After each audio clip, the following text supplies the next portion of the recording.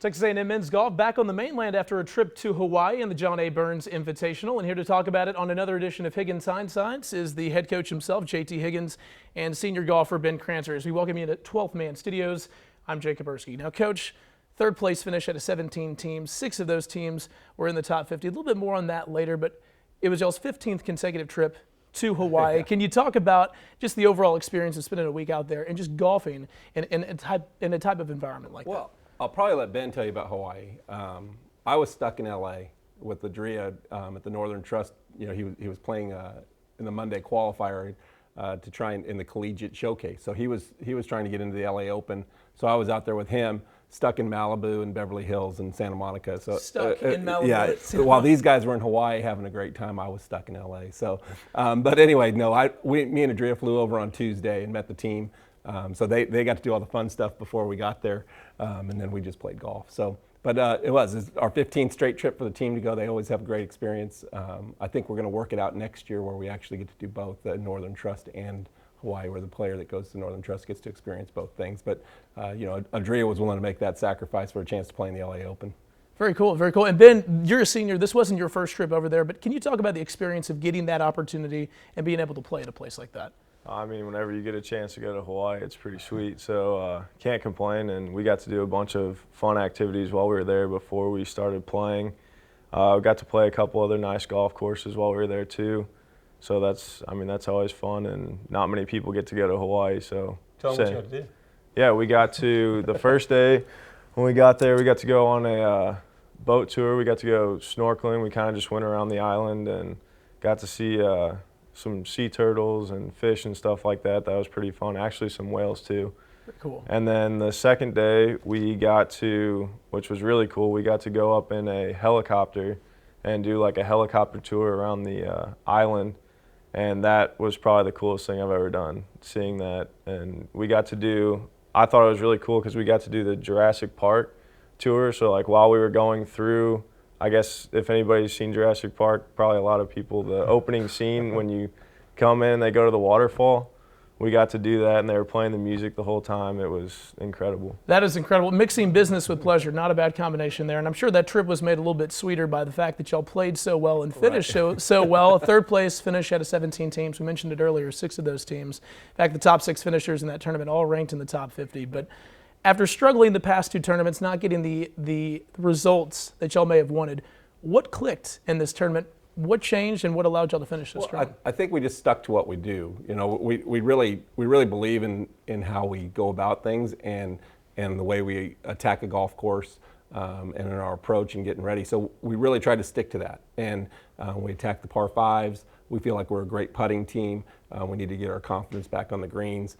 And those are the things we did well. You know, especially that second round, we played the par 5s 12 under as a team. And I think we only had 6 3-putts the entire week for the whole group of 5 guys. Just a great job on and around the greens.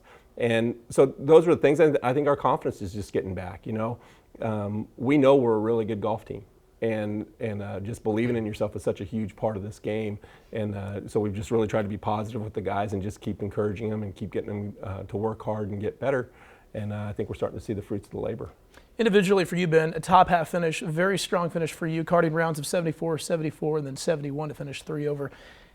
Obviously, individually, you're your hardest critic. You always expect more out of yourself, but are you starting to play the type of golf you're accustomed to and the type of golf you expect out of yourself? Yes, definitely. I feel like I'm starting to get back to playing how I know I can play and feel a lot more confident in my game. And it also helps when you've got a great team around you, helping you, good coaches helping you, and helping you through maybe some struggles that you've been going through. So obviously that helps too. Looking forward, you're making a trip over to Lafayette, Louisiana and the Louisiana Classics. What is your expectation now with momentum heading into that tournament? What are you expecting out of your team in that tournament? You know, I'd like to see us continue doing what we're doing, obviously. This field, we're not even going to try and tell them the field's as strong as what we just saw or what we normally see. But at the same time, Illinois is there. They're the #1 team in the nation. That's going to provide some great competition, should provide some great motivation for us to try and go out and compete with the best team in the country. You know, and there's several other top 50 teams there as well. but I'm looking for a top 2 or 3 finish, and I would like to have a chance to win the tournament going in the final round. You know, I think that if we can play with Illinois and hang with them, it's going to do tons for us for the rest of the season, because if you can play with them, you can play with anybody. And you know, that's kind of where we're hoping to be, is that we can compete with them all 3 rounds, and when going into the final round, we have a chance to win the golf tournament. Each tournament, you've had a little bit of a different lineup, and then you've also thrown in some individual players. Moving forward, with the success that you had in this last tournament over in Hawaii, is this the type of lineup you maybe feel comfortable moving forward with, or is every tournament always open competition, open season to see boys? You know, I think that's our best lineup. Those are our 5 best players. We've talked with the seniors. They understand what they need to do. We have 3 seniors in the lineup. They need to be competitive week in and week out. You know, if they're not, then we have to give younger guys a try, and we have to give them a shot. So they know what's expected of them. If they do their job and they lead, and they, you know, we have a saying: seniors pull the wagon or get out of the way, and that's what they need to do. They need to step up and they need to take charge. It's their team, it's their year, and if they do their job, then we're going to be just fine. And I really believe that will be the lineup if those 3 guys are doing what they're supposed to do. If not, we'll change something. Speaking of a senior pulling the wagon, Adria, with that top 10 finish, how excited were you to see him perform so well after also enduring a few struggles early on this season? You know, it was great to see him. Both him and Cameron played fantastic. Cameron was so steady the whole week in Hawaii. You know, I think he made 1 bogey and 2 doubles, and then otherwise all his other holes were pars or birdies. Actually an eagle too. But Adria really didn't hit the ball very well and still managed to score. I think playing in Los Angeles helped him a lot. You know, he kind of saw the way the pros handle themselves and carry themselves on the Monday and how they practice, and he just didn't get down on himself at all, didn't get frustrated. He just put the ball in a good spot where he could save par, and then when he had an opportunity to attack, he did it. But he's perfectly capable of doing that week in and week out. You know, he has that kind of game.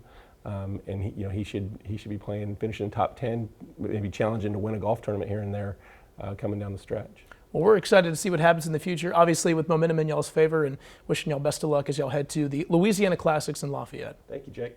Well, guys, thanks for coming in this morning, and that'll wrap up another edition of Higgins Hindsights from Studio 12. For Coach Higgins and Ben Crancer, I'm Jake Kaburski. Seeing you next time for Higgins Hindsights.